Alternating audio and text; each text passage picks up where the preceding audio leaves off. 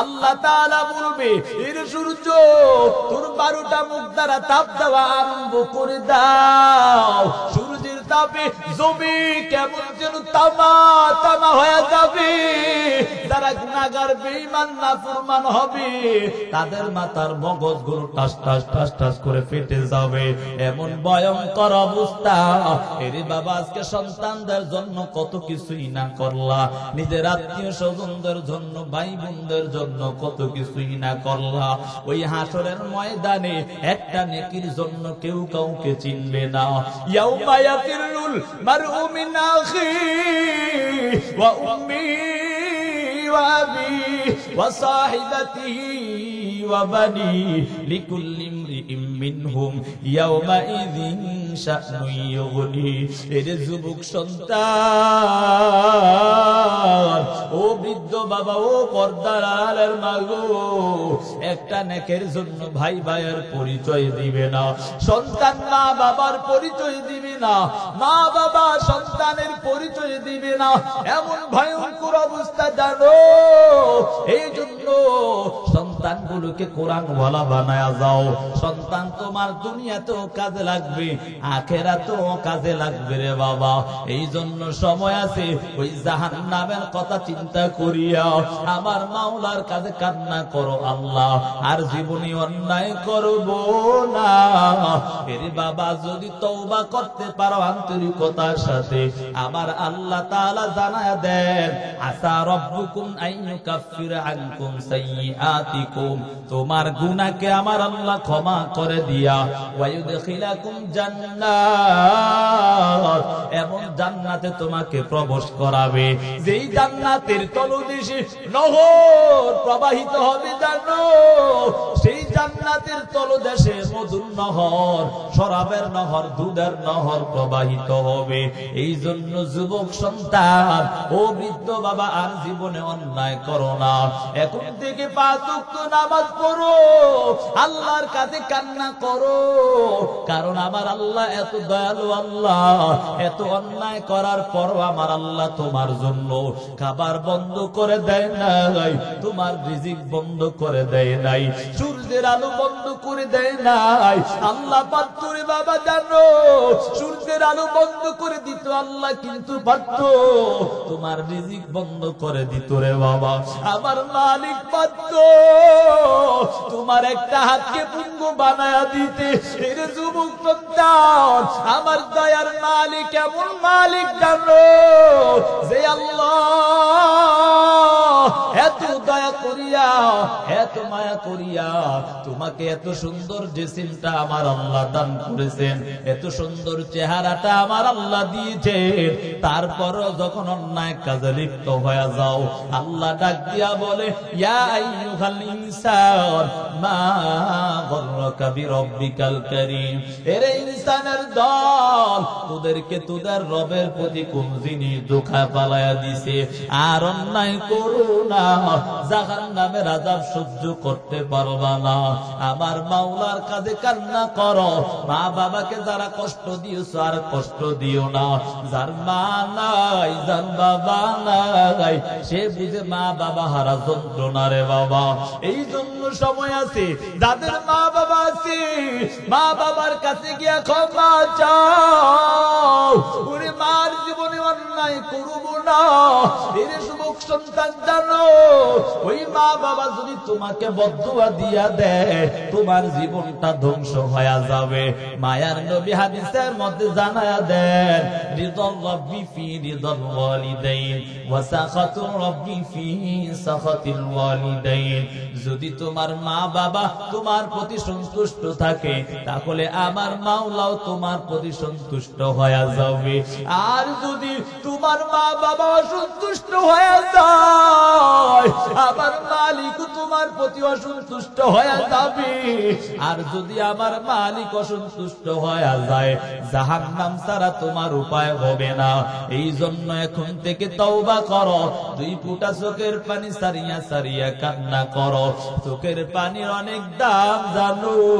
মায়ার নবী একটি হাদিস বর্ণনা করতে গিয়ে বলেন, মায়ার নবী বলেন, আমি একদিন তাকাইয়া দেখলাম ওই জাহান্নামের কিছু আন্দা বান্দিরা যখন জাহান্নামে যাবে ওই অবস্থার মধ্যে কিছু পানি আসিয়া ওই জাহান্নামীকে ধাক্কা দিয়ে জাহান্নাম থেকে সরায়া দেয়। আল্লাহ তাআলার নবীর সাহাবীরা ডাক দিয়া বলে, ও নবী আমার, এই পানিগুলো কোন পানি? সাহাবায়ে কেরামদেরকে মায়ার নবী ডাক দিয়া বলে, এগুলা হলো আমার কিছু গুনাহগার উম্মতের চোখের পানিগুলো, যারা আমার মাওলার ভয় করিয়া জীবনে আর অন্যায় করব না এই চিন্তা করে তওবা করিয়াছে। আমার আল্লাহ এত দয়ার মালিক, ওই পানিগুলোকে বৃথা দেয় না। এর যুবক সন্তান, এর বৃদ্ধ বাবা, বলেন তো কোরআন ওয়ালাদের দাম আছে না নাই? এর বাবা একটু তাকাইয়া দেখো, বড় বড় এমপি মন্ত্রী মিনিস্টার আপনাদের এলাকায় অভাব নাই, কিন্তু কোনদিনও ইমাম সাহেবকে ডাক দিয়া বলে না, ইমাম সাহেব তুমি পিছনে দাঁড়াও, আমি একটু সামনে দাঁড়ায় ইমামতি করি। এই কথা বলছেন? হ্যাঁ, কোরআনে ব্যান থাকবে। এর যুবক সন্তান ও বৃদ্ধ বাবা, যার সন্তানটা কোরআনের আলিম, তার কপালটা কত ভালো জানো? মৃত্যুর পর তোমার জানাজার ইমাম হয়ে যাবে একজন যুবক সন্তান। বাবা দুনিয়া থেকে বিদায় নেওয়ার পর জানাজার মধ্যে দাঁড়াইয়া কেমন যেন বিকট আওয়াজ, ইমাম সাহেব যখন তাকবীর তাহরিমা বেজে ফেললেন, এমন জোরে একটা বিকট আওয়াজ দিলেন, পুরা জানাজার ময়দানটা কেমন যেন তরতর করে কাঁপতে লাগলো। ইমাম সাহেব দ্বিতীয়বার আবার তাকবীর দেয়, কেমন যেন আবার আর একটা বিকট আওয়াজ দেয়। কোন রকম তাড়াতাড়ি তার তাকবীরের সহিত জানাজা শেষ করিয়া তাকাইয়া দেখতে পায় ওই যুবক সন্তান জমিনের মধ্যে পড়ে গড়াগড়ি করে। ইমাম সাহেব মিলিয়া, কয়েকজন লোক মিলিয়া যখন পানি দিয়া যখন হাসতে হাসতে করে আবার জ্ঞানটা ফিরে আসলো, ইমাম সাহেব বুঝায়, এর সন্তান, জীবন যেহেতু আল্লাহ দিয়েছে একদিন মৃত্যু হবে, কথা বলেন ঠিক নেই? দুনিয়ার জমিনে কেউ কোনোদিন চিরকাল থাকতে পারবে না।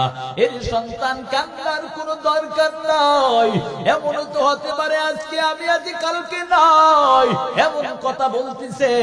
কেমন যেন ওই সন্তান আরো বেশি কান্না বাড়ায় দেয়। সন্তান কান্না করে আর বলে, ইমাম সাহেব আমার বাবা মারা গেছে, এই জন্য আমি কান্না করি না। বলে, কেন কান্না করো? ওই ইমাম সাহেব ডাক দিয়া বলে, কেন তুমি কান্না করো? যুবক সন্তান কান্নার কণ্ঠ বাড়াইয়া বলে, ইমাম সাহেব আমি আমার বাবা এত কোনো ধনাঢ্য লোক না যে আমার বাবার কোটি কোটি টাকা ছিল। আমার বাবা দিন মজুর মাত্র, সারা দিনটা কাজ করতো, জমিনে কাজ করতো। আমি যখন পড়ালেখা করিয়া বাসার মধ্যে আসতাম, আমার বাবার কাছে যখন যাইতাম, আমার বাবা ডাক দিয়া বলতো, রে সন্তান তোমার এই জমিনে কাজ করার দরকার নাই, তোমার চেহারাটা নষ্ট হয়ে যাবে রে সন্তান। এর সন্তান তোমার শরীরটা নষ্ট হয়ে যাবে, তুমি এখানে কাজ করার দরকার নাই। ও ইমাম সাহেব আমি তাকাইয়া দেখতাম আমার ঘরে ভালো কোনো খাবার নাই, কিন্তু আমি যখন পরীক্ষার ফরম বিলাপ করতাম তখন টাকা অনেক লাগতো। আমি আমার জনম দুঃখী বাবাকে ডাক দিয়া বলতাম, আমার টাকার প্রয়োজন। আমার বাবা অন্যের কাছ থেকে দাঁড় করিয়া আনিয়ে আমাকে টাকাগুলো দিত। ওই ইমাম সাহেব আমি আজকে বড় শিক্ষিত হয়ে গেলাম, কিন্তু আমার কপালটা বড় খারাপ, আমার বাবার কপালটাও বড় খারাপ। আমি যখন জানাজার মধ্যে দাঁড়াইলাম আমি কি বলবো সেটাই জানি না। এরে বাবা একটু চিন্তা করো, আজকে সন্তানকে এত টাকা নষ্ট করিয়া পড়াইছো, সেই সন্তানটা তোমার শেষ বিদায়টা পর্যন্ত দিতে পারলো না। সন্তান ডাক দিয়া বলে, ইমাম সাহেব তৃতীয় তাকবীরের পর কোন দোয়াটা পড়েন সেটাও আমি জানি না। ওই ইমাম সাহেব আমি আজকে আমার বাবার শেষ বিদায়টা পর্যন্ত দিতে পারলাম। এজন্য বাবা বলি, যার সন্তানটা কোরআনের হাফেজ হয় তার কপালটা বড় ভালো হয়ে যায়। হাসরের ময়দানে এমন ভয়ঙ্কর অবস্থা জানো, ওই ভয়ঙ্কর অবস্থার মধ্যে আল্লাহ তাআলা সূর্যটাকে এক হাত বা আধা হাত উপরে নিয়ে আসবে। ওই অবস্থার মধ্যে সূর্যের যখন 12টা মুখ দ্বারা তাপ দিতে থাকবে, এমন ভয়ঙ্কর অবস্থা আল্লাহ তাআলা যারা কোরআন ওয়ালার মা বাবা হবে তাদের মাথার মধ্যে নূরের টুপি আমার আল্লাহ পরায়া দিবেন। অন্যান্য লোকেরা দেখিয়া বলবে এরা কারা, তাদের মাথা এত সুন্দর কেন টুপি দেখা যায়? ডাক দিয়া বলবে এরা আর কেউ না, এরা হলো আমার কোরআন ওয়ালা মা বাবা। এরে যুবক সন্তান, ও বৃদ্ধ বাবা, এই জন্য সন্তানগুলোকে কোরআন পড়াও।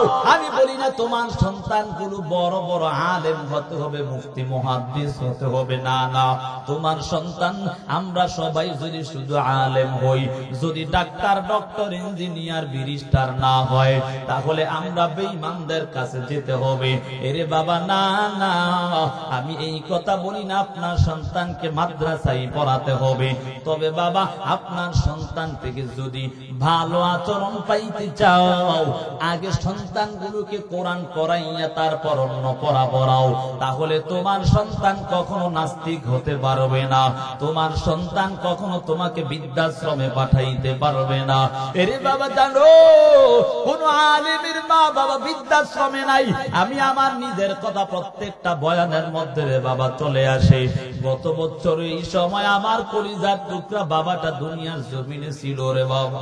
আজকে 6টা মাস হয়ে যায় আমার বাবা আমি দেখতে পাই না। আমি আমার বাবার পিছনে 18 লক্ষ টাকার উপরে খরচ করলাম ইবারত হাসিল করার জন্য। বলি রে বাবা, এমনি বলি না।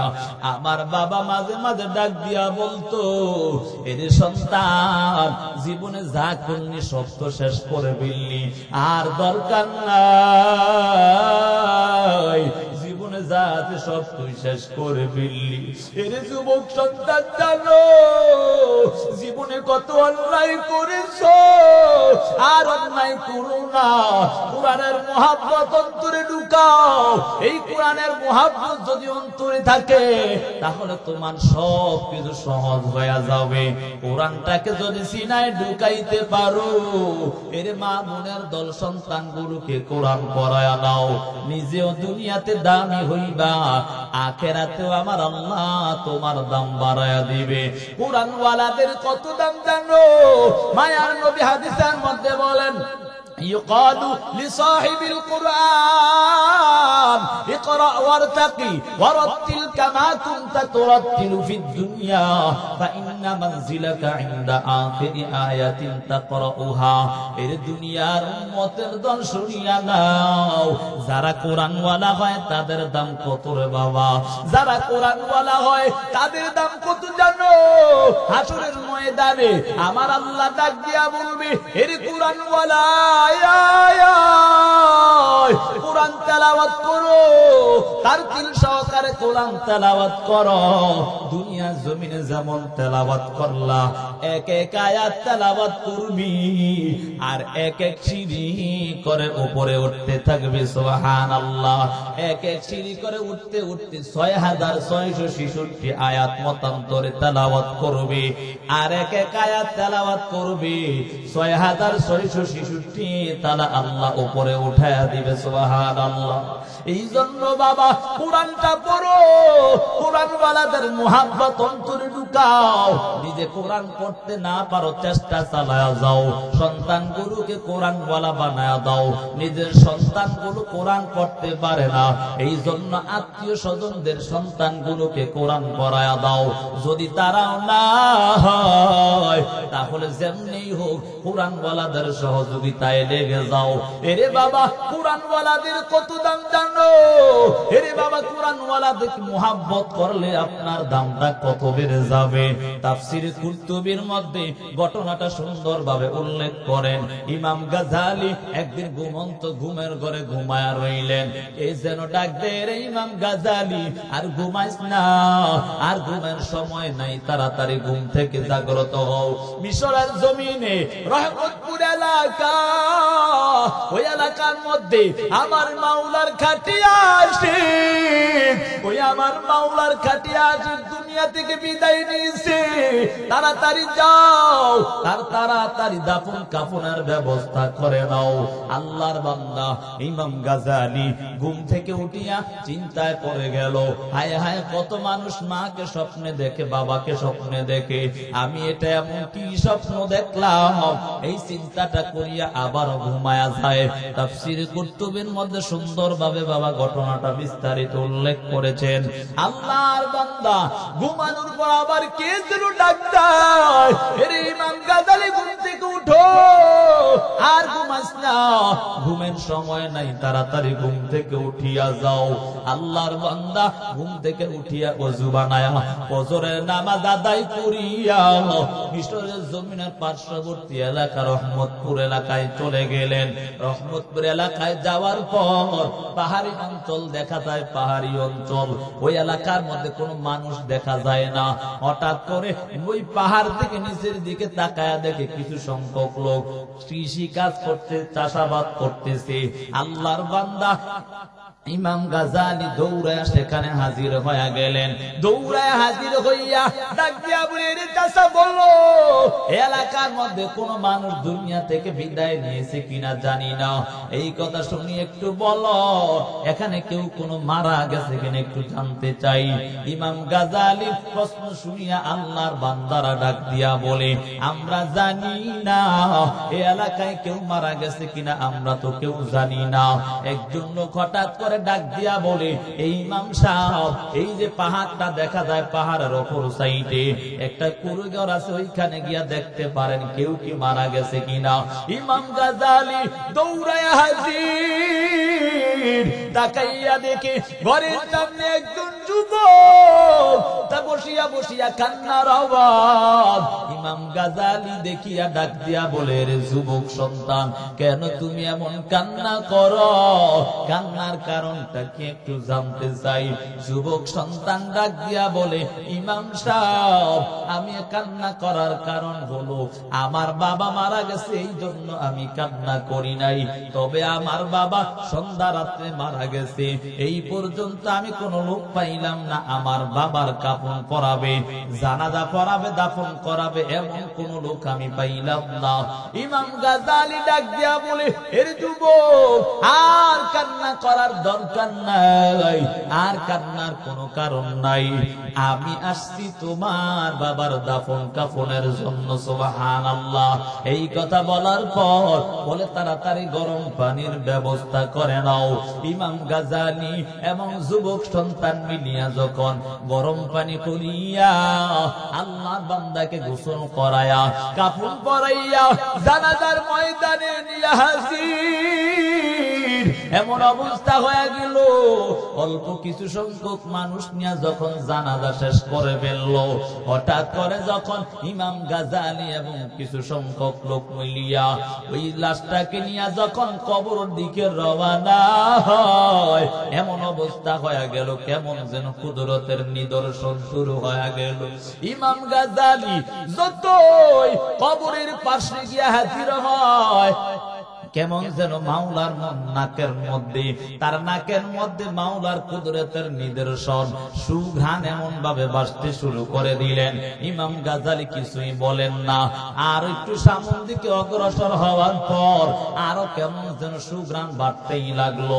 কবরের পাশে দাঁড়ানোর পর ইমাম গাজালি যুবক সন্তানকে ডাক দিয়া বলে, এর যুবক, বলো তোমার বাবা এমন কোন আমল করত, আমাকে একটু জানাইয়া দাও। ওই যুবক সন্তান ডাক দিয়া বলে, ইমাম সাহেব, আমার বাবার এমন কোন আমল আমি দেখতে পাই না, তবে আমার বাবা তাকাইয়া দেখতাম খামারের কাজ করত, আমার বাবা সারাটা দিন বাজারে কামারের কাজ করিয়া মুয়াজ্জিন যখন আযান দিত সাথে সাথে মসজিদে গিয়া হাজির হয়ে যাইত। ওই ইমাম সাহেব আমার বাবার এমন কোন আমল আমি দেখতে পাই না। ইমাম সাহেব যুবককে ডাক দিয়া বলে, এরে যুবক, না না, আমি জীবনে কত জানাজার ইমামতি করলাম, আমি জীবনে কত জানাজা পড়ালাম, কিন্তু এমন কুদরতের নিদর্শন আমি দেখতে পাই না। বলো তোমার বাবার এমন কোন নেক আমল আছে? আল্লাহর বান্দা যুবক সন্তান ডাক দিয়া বলে, ও ইমাম সাহেব, তাহলে আমি জানি না, আমার মাকে প্রশ্ন করতে পারেন। ইমাম গাজালি পর্দার আড়াল থেকে ডাক দিয়া বলে, এরে বোন, বলো তোমার স্বামী কোন এমন নেক আমল গুলো করত? আল্লাহর বান্দি ডাক দিয়া বলে, ওরে ইমাম সাহেব, আমার স্বামী এমন কোন নেক আমল করত না, কিন্তু আমি তাকাইয়া দেখতাম আমার স্বামী সারাটা দিন কামারের কাজ করত, কিন্তু কামারের কাজ করিয়া মুয়াজ্জিন আযান দেওয়ার সাথে সাথে মসজিদে গিয়া হাজির হয়ে যাইত। ইমাম সাহেব বলে, না না, অন্য কোন এমন নেক আমল করতে একটু জানতে চাই। হঠাৎ করে আল্লাহর বান্দি ডাক দিয়া বলে, ইমাম সাহেব, আমার স্বামী এত টাকা পয়সার মালিক না, কোন রকম দিন আনে আমরা দিন খাইতাম। আমার স্বামী একদিন হঠাৎ করে আমার কাছে এসে পরামর্শ চাইলো, ওরে আদরের স্ত্রী, আমি তোমাকে এত টাকা পয়সা দিতে পারি না, ভরণ পোষণ দিতে পারি না, তবে তোমার কাছে একটা আমি পরামর্শ চাই, এই পরামর্শটাই তুমি রাজি হইবা কিনা একটু জানতে চাই। বলে, কি এমন পরামর্শ বলো? আল্লাহর বান্দা ডাক দিয়া বলে, এরে আদরের স্ত্রী, আমি যখন জুমার নামাজ আদায় করতে যাই, ওই অবস্থার মধ্যে ইমাম সাহেব আলোচনা করেছি একটা কিতাব নাকি এত দাম, ওই কিতাবটার সাথে সম্পর্ক রাখলে আমার আল্লাহ নাকি তারও দাম বাড়ায় দেয়। যদি তুমি বলো যেই টাকাটা আমরা ঘরে খরচ করি তার থেকে অর্ধেক টাকা কমাইয়া আমি ওই কিতাবটা হাদিয়া আনার জন্য কিছু টাকা জমাবো। আদরের স্ত্রী বলে, ও স্বামী, আমার কোনো সমস্যা নাই, নিয়ে নাও।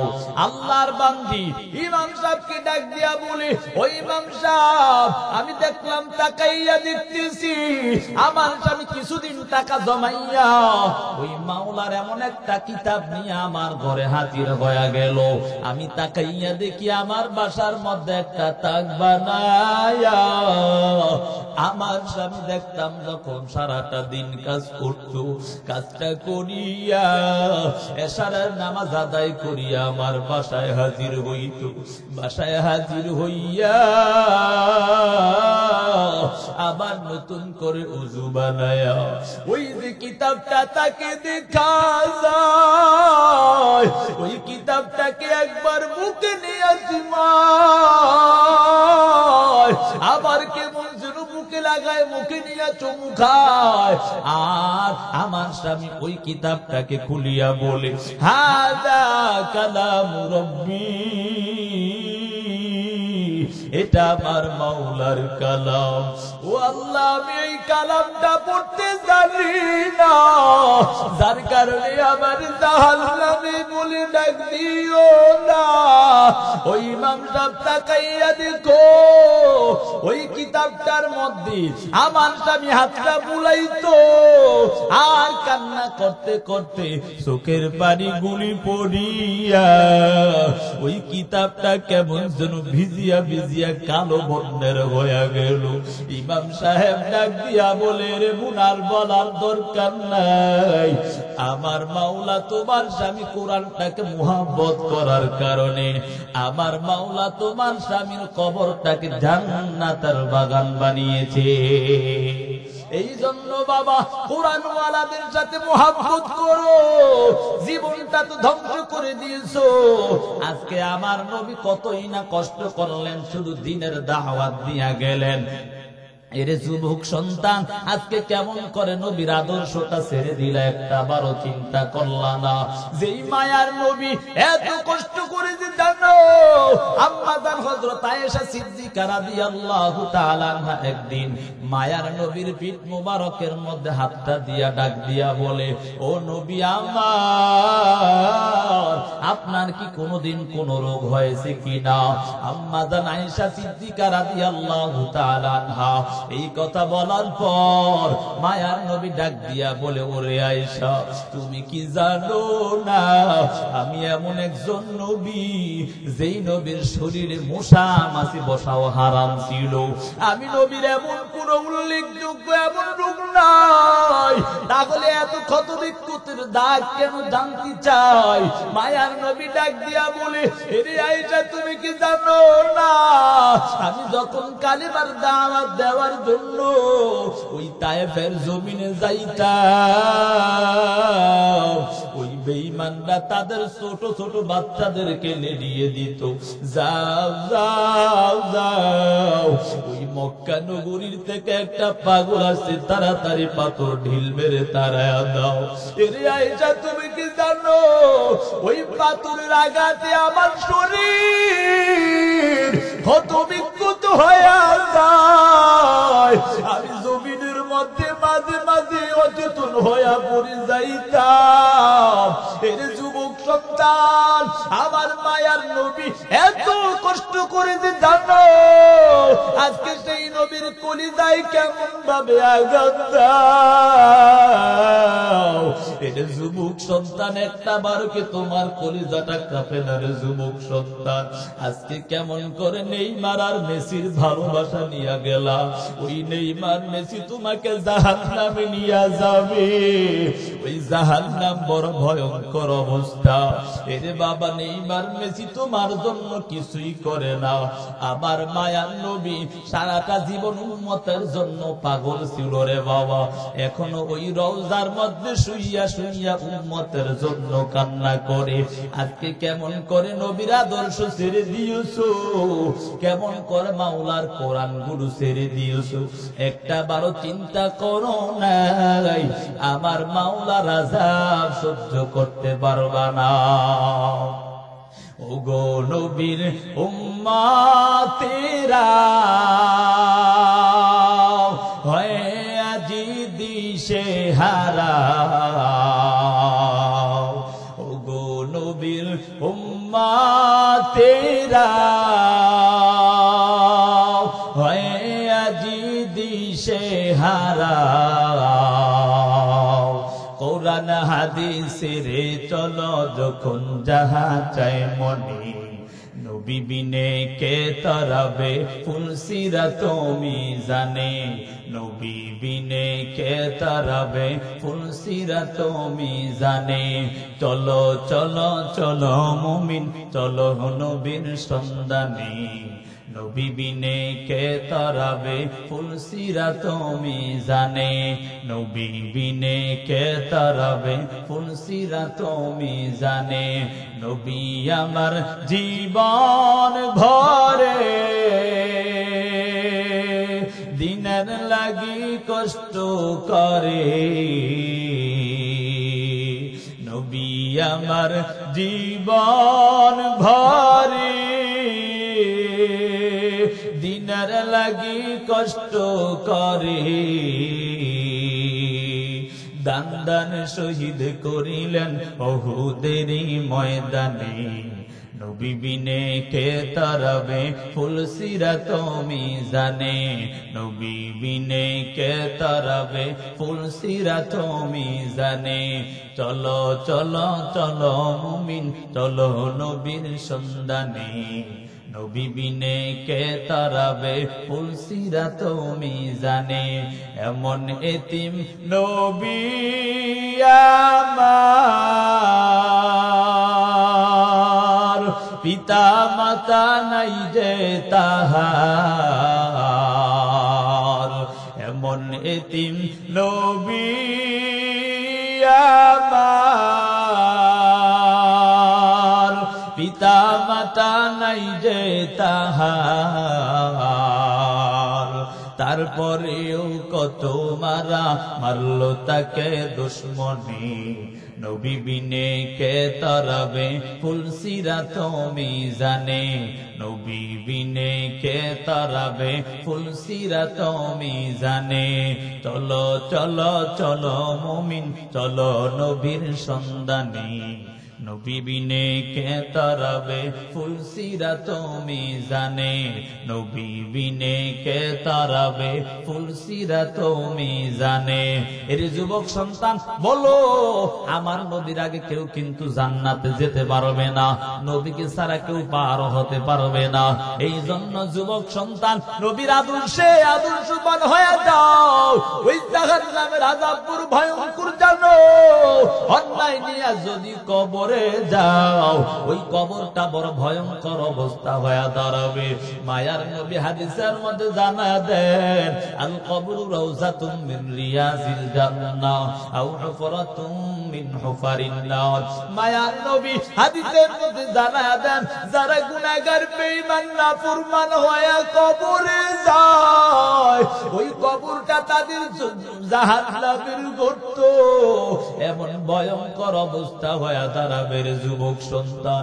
আর যদি নেক আমল নিয়ে কোরআন নিয়ে কবরে যাও ওই কবরটা তোমার জন্য জান্নাতের বাগান হয়ে যাবে। যদি গুনাহগার হইয়া কবরে যাও ওই কবরের মধ্যে 70 থেকে 99টা সাপ নিযুক্ত করে দেওয়া হবে। হাদিসের মধ্যে আসছে রে বাবা জানো, ওই সাপ যদি দুনিয়ার জমিনে একটা বার শ্বাস ফালাইতো তাহলে কিয়ামত পর্যন্ত কখনো গাছপালা তরুলতা জন্মাইতো না। যারা গুনাহগার হইয়া অন্ধকার কবরে যাবে ওই কবরের দুই পাশের মাটির চাপ, এক পাশের হাড়গুলো অপর পাশে ঢুকে যাবে। এমন ভয়ঙ্কর অবস্থা জানো, মায়া নবী হাদিসের মধ্যে জানা দেয় এমন ভয়ঙ্কর অবস্থা তাদের হয়ে যাবে। এরে বাবা ওই কবরের মধ্যে জাহান্নাম থেকে সৌরম রাস্তা করে দেওয়া হবে। মুনকার নাকির যখন কবরে রাখার পর মুনকার নাকির প্রশ্ন করবে, রবের পরিচয় দাও, ধর্মের পরিচয় দাও, নবীর পরিচয় দাও। যদি গুনাহগার হইয়া বেনামাজি হইয়া কবরে যাও ওই সময় বলবা হালাদিরি, আমি কিছুই জানি না। আল্লাহর আযাবের ফেরেশতারা ডাক দিয়া বলবে, তেরে মিথ্যাবাদীকে জাহান্নামের পোশাক পরায়া দাও, জাহান্নামের বিছানা বিছায়া দাও। ওই কবর থেকে যখন জাহান্নাম দিকে সুরং রাস্তা করে দেওয়া হবে, জাহান্নামের আগুনের তাপ লাগা মাত্র কলিজা পর্যন্ত ভুনা ভুনা হয়ে যাবে। এরে যুবক সন্তান, আজকে দুনিয়ার আগুন তো সহ্য করতে পারি না।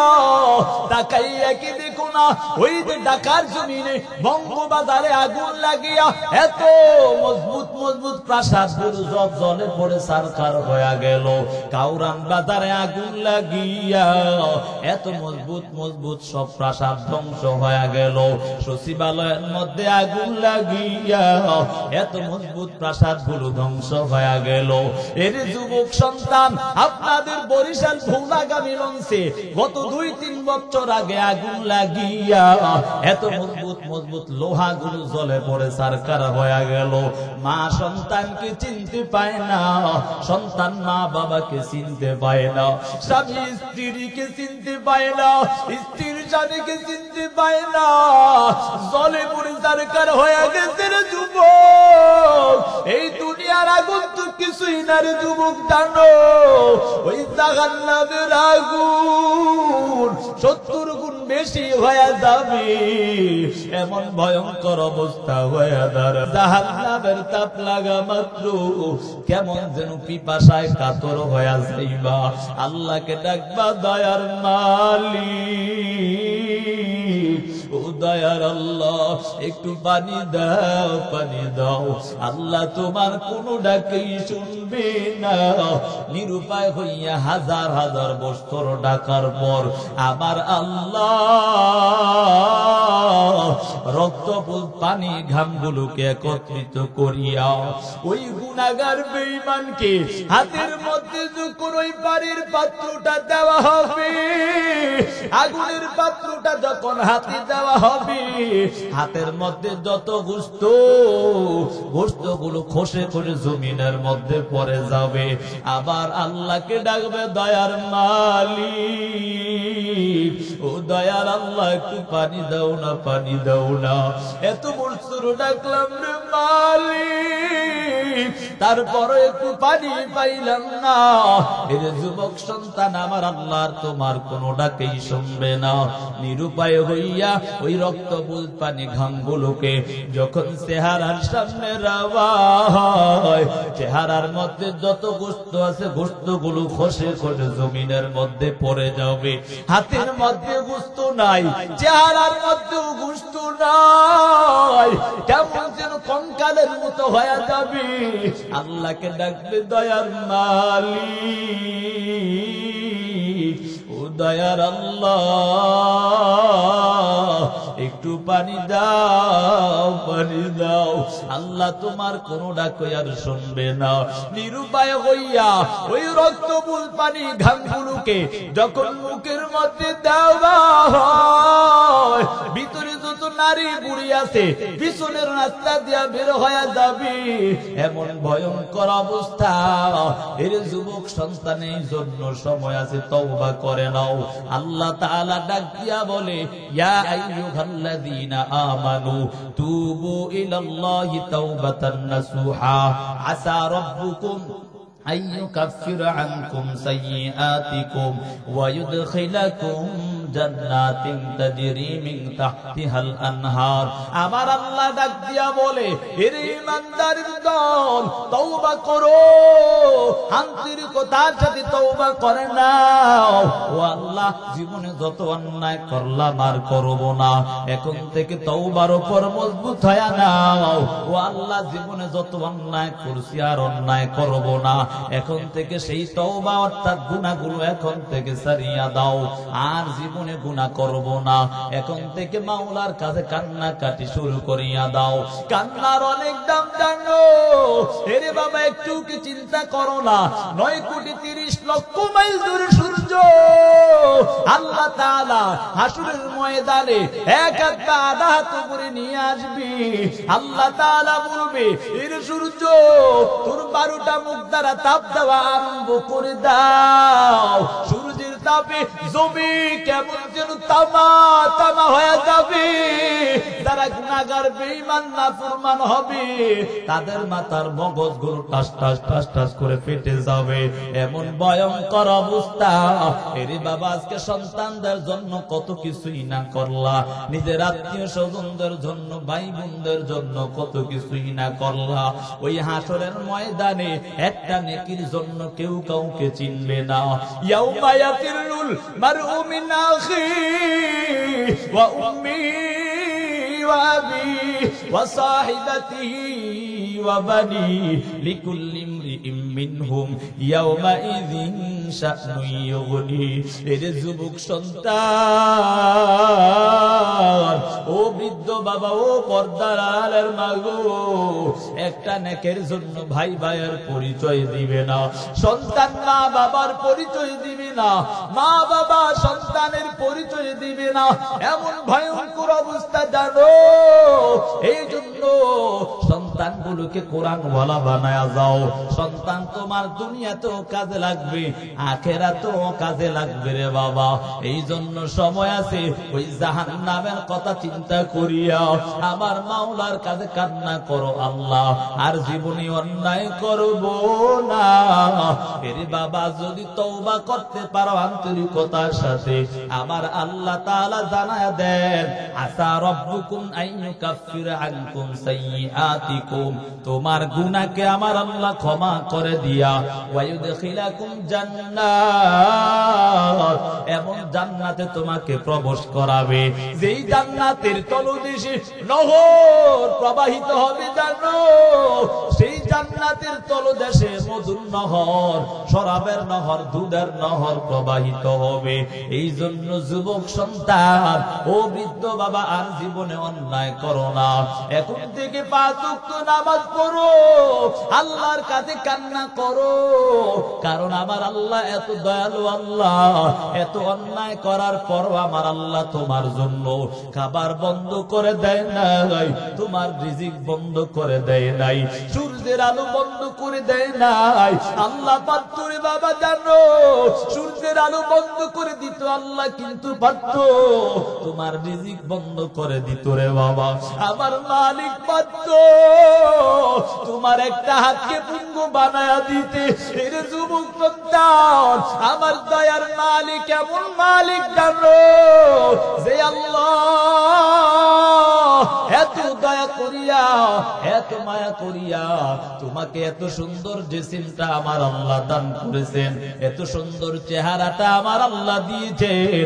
তারপরও যখন অন্যায় কাজে লিপ্ত হয়ে যাও, আল্লাহ ডাক দিয়া বলে, ইয়া আইয়ুহাল ইনসান মা গররাকা বিরব্বিকাল কারীম। এরে ইনসানের দল, তোদেরকে তোদের রবের প্রতি কোন জিনিস ধোঁকা পালায়া দিছে। আর অন্যায় করো না, জাহান্নামের আযাব সহ্য করতে পারবা না। আমার মাওলার কাছে কান্না করো। মা বাবাকে যারা কষ্ট দিয়েছো আর কষ্ট দিও না। যার মা নাই, যার বাবা নাই, সে বুঝে মা বাবা হারা যন্ত্রণা রে বাবা। এই জন্য সময় আছে, যাদের মা বাবা আছে, মা বাবার কাছে গিয়া ক্ষমা চাও। ওরে মার জীবনে অন্যায় করব না। এরে যুবক সন্তান, জানো ওই মা বাবা যদি তোমাকে বদদুয়া দিয়া দেয়, তোমার জীবনটা ধ্বংস হয়ে যাবে। মায়ার নবী হাদিসের মধ্যে জানায়া দেন, রিদাল রাব্বি ফি রিদাল ওয়ালিদাইন ওয়া সাখাতুর রাব্বি ফি সাখাতিল ওয়ালিদাইন। যদি তোমার মা বাবা তোমার প্রতি সন্তুষ্ট থাকে, তাহলে আমার মাওলাও তোমার প্রতি সন্তুষ্ট হয়ে যাবে। আর যদি তোমার মা বাবা অসন্তুষ্ট হয়ে যায়, আমার মালিক তোমার প্রতি অসন্তুষ্ট হয়ে যাবে। আর যদি আমার মালিক অসন্তুষ্ট হয়ে যায়, জাহান্নাম ছাড়া তোমার উপায় হবে না। এই জন্য এখন থেকে তওবা করো। 2 ফোঁটা চোখের পানি সারিয়া সারিয়া কান্না করো। চোখের পানির অনেক দাম জানো। মায়ার নবী একটি হাদিস বর্ণনা করতে গিয়ে বলেন, মায়ার নবী বলেন, আমি একদিন তাকাইয়া দেখলাম ওই জাহান্নামের কিছু আন্দা বান্দিরা যখন জাহান্নামে যাবে, ওই অবস্থার মধ্যে কিছু পানি আসিয়া ওই জাহান্নামীকে ধাক্কা দিয়ে জাহান্নাম থেকে সরায়া দেয়। আল্লাহ তাআলার নবীর সাহাবীরা ডাক দিয়া বলে, ও নবী আমার, এই পানিগুলো কোন পানি? সাহাবায়ে কেরামদেরকে মায়ার নবী ডাক দিয়া বলে, এগুলা হলো আমার কিছু গুনাহগার উম্মতের চোখের পানিগুলো, যারা আমার মাওলার ভয় করিয়া জীবনে আর অন্যায় করব না এই চিন্তা করে তওবা করিয়াছে। আমার আল্লাহ এত দয়ার মালিক, ওই পানিগুলোকে বৃথা দেয় না। এই জন্য আজকে থেকে তওবা করো। আর জীবনে নামাজ ছাড়বো না, আর জীবনে মা বাবাকে কষ্ট দিব না, মুরব্বীদের সাথে বেয়াদবি করব না। এখন থেকে তওবা করে না ওরে যুবক সন্তান। যতদিন বাঁচিয়া থাকবো নবীর আদর্শে আদর্শবান হয়ে যাব। মায়ার নবীর কলিজায় আর আঘাত দিব না। যদি খাঁটি নিয়ত হয়, 2 হাত আমার মাওলাকে দেখায়া দাও। ও আল্লাহ কবুল করে নাও। তওবার ওপর মজবুত হয়ে চলার তৌফিক দান করেন আল্লাহ। 5 ওয়াক্ত নামাজ বা জামাত আদায় করার তৌফিক দাও। ও আল্লাহ, যারা অসুস্থ সুস্থতার জিন্দেগি দাও। মাহফিলকে কবুল ও মঞ্জুর করেন আল্লাহ। কলিজার টুকরা যুবকদেরকে আল্লাহ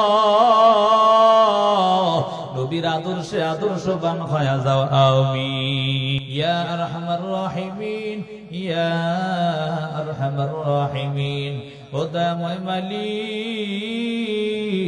ও দয়াময় আল্লাহ আপনি কুদরতের নজর দিয়া তাকায়া দেখেন আল্লাহ রাত্র অনেক হয়ে গেছে আল্লাহ এই জমিনের উপর আকাশের নিচে আমার মতো গুনাহগার কেউ নাই রে আল্লাহ আপনার নেক বান্দাদেরকে নিয়ে হাত বাড়াইছি পর্দার আড়ালে অনেক মা বোনদেরকে নিয়ে হাত বাড়াইলাম রে আল্লাহ কলিজার টুকরা যুবকদেরকে নিয়ে হাত বাড়াইলাম রে আল্লাহ দাড়ি পাকা মুরব্বীদেরকে নিয়ে হাত বাড়াইলাম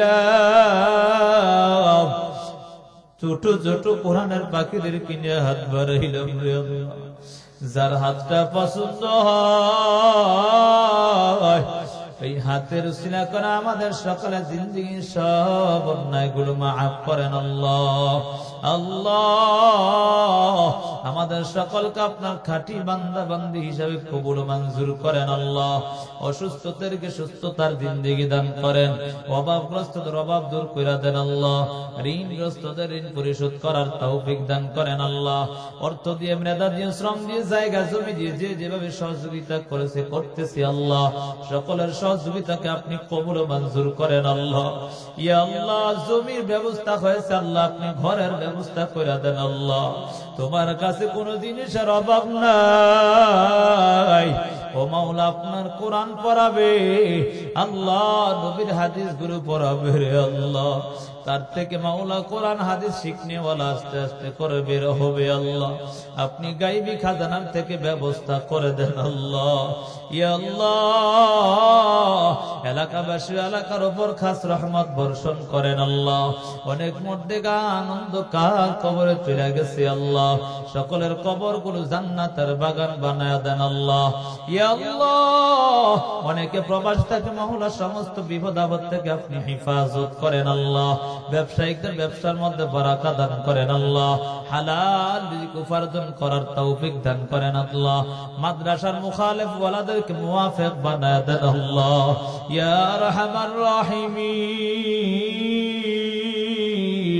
ইয়া আল্লাহ কলিজার টুকরা যুবকদেরকে আপনি খালিদ বিন ওলীদের সাথে কবুল করেন আল্লাহ ইয়া আল্লাহ আপনি দ্বীনের জন্য কবুল ও মঞ্জুর করেন আল্লাহ মাদ্রাসার ছাত্র উস্তাদ সকলকে আপনি কবুল করেন আল্লাহ ইয়া আরহামার রাহিমিন কার জানি অন্তরে দাউ দাউ করে আগুন জ্বলে রে আল্লাহ কার জানি মানাই কার জানি আমার মতো বাবা হারায়া ফেলছে আল্লাহ ও দয়ার মালিক ও দয়ার আল্লাহ যার মা বাবা হারায়া ফেলছে আল্লাহ ওই মা বাবার কবর গুলো আপনি জান্নাতের বাগান বানায়া দেন আল্লাহ মা বাবার কবরের সাথে মদিনাওয়ালা কবরের সাথে যোগাযোগ করে দেন আল্লাহ সন্তানদের দ্বারা এমন কোন অন্যায় কাজ করাইও না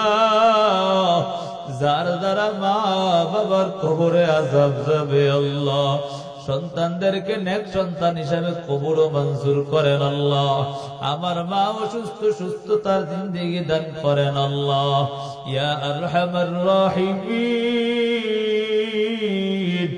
আমাদের সকলকে আপনি জাহান্নামের আযাব থেকে হেফাজত করেন আল্লাহ আদর করে বানায়া ও আল্লাহ কেমনে আপনি জাহান্নামে দিবেন একটু কি আপনার মায়া লাগবে না ও আল্লাহ আমাদের সকলকে আপনি জাহান্নামের আযাব থেকে হেফাজত করেন আল্লাহ আপনার খাঁটি গোলাম হিসাবে কবুল ও মঞ্জুর করেন আল্লাহ যাদের মা বাবা বেঁচে আছে খেদমত করে জিন্দেগি সুন্দর বানানোর তৌফিক দান করেন আল্লাহ রব্বির হামহুমা কামা রব্বায়ানি সগীরা রব্বির হামহুমা কামা রব্বায়ানি সগীরা اللهم وفقنا زيارة الحرمين الشريفين আল্লাহুম্মা বারিক লানা ফি রজব ওয়া শাবান ওয়া বাল্লিগনা রমাদান। শফিকুল আখন ভাই 1000 ইটা দিবে আল্লাহ, আপনি তার দানকে কবুল মঞ্জুর করেন আল্লাহ। এই দানের উসিলা জীবনের অন্যায়গুলো আপনি ক্ষমা করে দেন আল্লাহ। কাবায়ের মধ্যে বারাকা দান করেন আল্লাহ। অসুস্থ থাকলে সুস্থতার জিন্দেগি দাও। ওয়া সাল্লাল্লাহু তাআলা আলা খায়রি খালকিহি ওয়া নূরি আরশিহি ওয়া আসহাবিহি আজমাইন। আমিন আমিন আমিন বিরহমাতিকা ইয়া